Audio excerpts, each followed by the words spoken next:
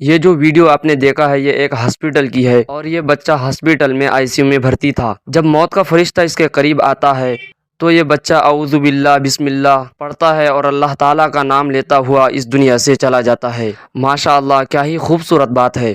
جب اس کا باپ یہ دیکھتا ہے تو اس کے آنکھوں میں آنسو آ جاتے ہیں۔ وہ اپنے ننھے بچے پر چادر کو اڑاتا ہے اور پھر آئی سی یو سے باہر نکل جاتا ہے۔ قربان جائیے ایسے ماں باپ پر جو بچپن میں اپنے بچوں کی بہترین تربیت کرتے ہیں، اور اس کے والد نے بھی اس کی کتنی بہترین تربیت کی کہ مرتے وقت میں بھی یہ بچہ اللہ تعالیٰ کا نام لیتا ہوا اس دنیا سے چلا جاتا ہے۔